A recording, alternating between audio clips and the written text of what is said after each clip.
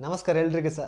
ಇವತ್ತಿನ ವಿಷಯ ಅಂತ ಹೇಳಿದ್ರೆ ಬಿಗ್ ಬಾಸ್ ಸೀಸನ್ 12ಗೆ 3 ಜನ ಒಫಿಷಿಯಲ್ ಆಗಿ ಅನೌನ್ಸ್ ಮಾಡಿದ್ದಾರೆ ಕಲರ್ಸ್ ಅವರು ಯಾರೆಲ್ಲ ಹೋಗ್ತಾರೆ ಅಂತ ಹೇಳಿ.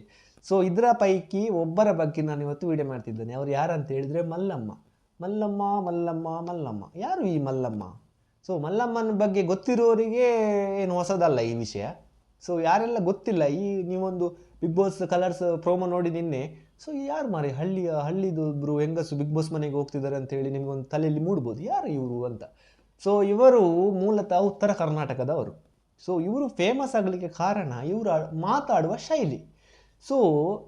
ಇವರೊಂದು ಮುಗ್ಧ ಮನಸ್ಸಿನ ವ್ಯಕ್ತಿ ಅಂತ ಹೇಳಿದರೆ, ಏನೂ ಪ್ರಪಂಚದ ಬಗ್ಗೆ ಅಷ್ಟು ಅರಿವಿಲ್ಲದೆ ಅಂತ ಹೇಳಿದ್ರೆ, ಈಗ ಪ್ರಪಂಚ ಅಂತ ಹೇಳಿದರೆ ಎಲ್ಲ ಅರಿವುಂಟು, ಈ ಹೊಸ ಹೊಸ ಟ್ರೆಂಡ್ ಬಗ್ಗೆ ಏನು ಗೊತ್ತಿಲ್ಲದೆ ಇರುವ ಒಂದು ಮುಗ್ಧ ಮನಸ್ಸಿನ ವ್ಯಕ್ತಿ. ಇವರು ಫೇಮಸ್ ಆಗಲಿಕ್ಕೆ ಕಾರಣ ಏನಂತ ಹೇಳಿದ್ರೆ, ಇವರು ಬೆಂಗಳೂರಲ್ಲಿ ಒಂದು ಫ್ಯಾಷನ್ ಡಿಸೈನಿಂಗ್ ಅದರಲ್ಲಿ ಕೆಲಸ ಮಾಡ್ತಿದ್ರು.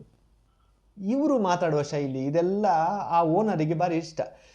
ಆ ಓನರ್ ಏನು ಮಾಡಿದರು, ಇವರನ್ನು ಇಟ್ಕೊಂಡು ಇನ್ಸ್ಟಾಗ್ರಾಮಲ್ಲಿ ರೀಲ್ಸ್ ಮಾಡಲಿಕ್ಕೆ ಪ್ರಯತ್ನ ಸ್ಟಾರ್ಟ್ ಮಾಡಿದರು. ರೀಲ್ಸ್ ಯಾವ ಥರ ಅಂತ ಹೇಳಿದರೆ, ಈ ರಿಯಾಕ್ಷನ್ ಥರ ವಿಡಿಯೋ. ಈಗ ಒಂದು ತೋಬಾ ಅಂತ ಒಂದು ಸಾಂಗ್ ಬಂತು, ಅದ್ರ ಬಗ್ಗೆ ಕ್ವಶನ್ ಮಾಡೋದು, ಅವರಿಗೆ ಏನು ಗೊತ್ತಿಲ್ಲಲ್ಲ. ಇನ್ನು ಬಿಗ್ ಬಾಸ್ ಬಗ್ಗೆ ಆ ಥರ ಬೇರೆ ಬೇರೆ ಹೊಸ ವೈರಲ್ ಆಗುವ ವಿಷಯದ ಬಗ್ಗೆ ವಿಡಿಯೋ ಮಾಡಲಿಕ್ಕೆ ಶುರು ಮಾಡಿದರು. ಇವರಿಗೆ ಮನಸ್ಸಿಗೆ ಬಾಯಿಗೆ ಬಂದದ್ದು ಹೇಳಿದರು, ಯಾರು? ಮಲ್ಲಮ್ಮ. ಅದು ಜನರಿಗೆ ಭಾರಿ ಇಷ್ಟ ಆಯಿತು. ಎಲ್ಲಿ ತನಕ ಅಂತ ಹೇಳಿದರೆ, ಇವರು ಚಾನಲ್ ಮಾಡಿದರು ಇನ್ಸ್ಟಾಗ್ರಾಮಲ್ಲಿ. ಇವರಿಗೆ 1,60,000 ಜನ ಫಾಲೋವರ್ಸ್ ಇದ್ದಾರೆ ಇನ್ಸ್ಟಾಗ್ರಾಮಲ್ಲಿ. ಇವರು ಅಲ್ಲಿನ ಉತ್ತರ ಕರ್ನಾಟಕ ಶೈಲಿದ ಎಂಥ ಜಾತ್ರೆ ಆಗಲಿ, ಊರಿನ ಬಗ್ಗೆ ಆಗಲಿ, ಅದ್ರ ಬಗ್ಗೆ ಎಲ್ಲ ವಿಡಿಯೋ ಮಾಡ್ತಾರೆ, ಮತ್ತು ಕಾಮಿಡಿ ವಿಡಿಯೋ ಈ ಥರನೇ. ಇವರು ಭಾರಿ ಫೇಮಸ್, ಗೊತ್ತಾಯ್ತಲ್ಲ, ಇವರನ್ನು ನೋಡಿದವರಿಗೆ ಗೊತ್ತಿರುತ್ತೆ. ಆದರೆ ಈ ಬಿಗ್ ಬಾಸ್ ಮನೆಗೆ ಇವರೊಂದು ಹೋಗಿದ್ದು ಕೆಲವು ಜನಕ್ಕೆ ಭಾರಿ ಖುಷಿಯಾಗಿದೆ ಅಂತ ಹೇಳಿದರೆ, ಇದರಲ್ಲಿ 2 ಬಗೆಯ ಪಾಯಿಂಟ್ ಬರ್ತದೆ. ಒಂದು ಅಡ್ವಾಂಟೇಜ್, ಇನ್ನೊಂದು ಡಿಸ್ಅಡ್ವಾಂಟೇಜ್.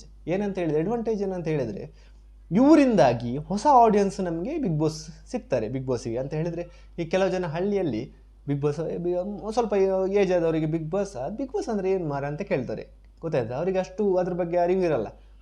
ಬಟ್ ಇವರೊಂದು ಹಳ್ಳಿಯ ಪ್ರತಿಭೆ ಹೋಗಿದ್ದ ಕಾರಣ ಅವರು ಸಹ ಬಿಗ್ ಬಾಸ್ ನೋಡಲಿಕ್ಕೆ ಸ್ಟಾರ್ಟ್ ಮಾಡ್ತಾರೆ. ನಮ್ಮ ಊರಲ್ಲಿ ಒಂದು ಇವರು ಮಲ್ಲಮ್ಮ ಅವರು ಬಿಗ್ ಬಾಸ್ ಹೋಗಿದ್ದಾರೆ ಮರ, ಈ ಥರ ಇರ್ತದ ಅಂತ ಹೇಳಿ ಅವರು ಸಹ ಒಂದು ಆಡಿಯನ್ಸ್ ಆಗಿ ಹೊಸ ಆಡಿಯನ್ಸ್ ಬಿಗ್ ಬಾಸ್ ಮನೆಗೆ ಬರ್ತಾರೆ.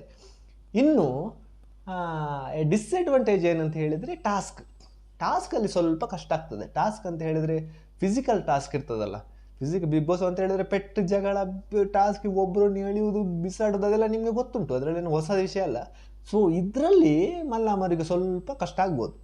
ಬಟ್ ಇವರು ಕರೆಕ್ಟಾಗಿ ಆಟ ಆಡ್ಕೊಂಡು ಹೋದರೆ 2 ವಾರಕ್ಕೆ ಒಳ್ಳೆ ಫುಟೇಜ್ ಕೊಡ್ತಾರೆ ಮಲ್ಲಮ್ಮ ಅಂತ ಹೇಳಿದರೆ. ಹೊಸ ಅವರಿಗೆಲ್ಲ ಹೊಸ ಅನುಭವ ಎಲ್ಲ ಡಿಫ್ರೆಂಟಾಗಿ ಚೆನ್ನಾಗಿರುತ್ತೆ ಬಿಗ್ ಬಾಸ್. ತೆಲುಗಲ್ಲಿ ಇದೇ ಥರ ಒಂದು ಹಳ್ಳಿಯವರನ್ನು ಹಾಕಿ ಸ್ವಲ್ಪ ಮಟ್ಟಿಗೆ ಫೇಮಸ್ ಆಗಿತ್ತು ಬಿಗ್ ಬಾಸ್. ಮತ್ತು ಟಾಸ್ಕಲ್ಲಿ ಸ್ವಲ್ಪ ಇವರಿಗೆ ಕಷ್ಟ ಆಗ್ತದೆ.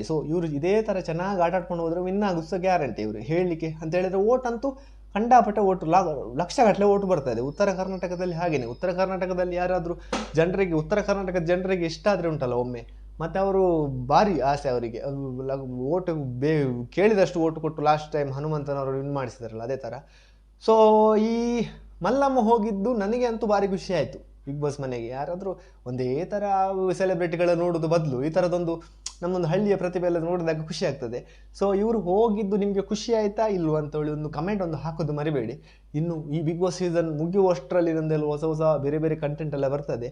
ದಯವಿಟ್ಟು ಯಾರಾದರೂ ಹೊಸಬ್ರು ನನ್ನ ಚಾನಲ್ ನೋಡ್ತಿದ್ರೆ ಒಂದು ಸಬ್ಸ್ಕ್ರೈಬ್ ಮಾಡಿ, ಸೈಡಲ್ಲಿ ಒಂದು ಬೆಲ್ ಬಟನ್ ಉಂಟು, ಅದನ್ನು ಒತ್ತಿ ಹೋಗಿ.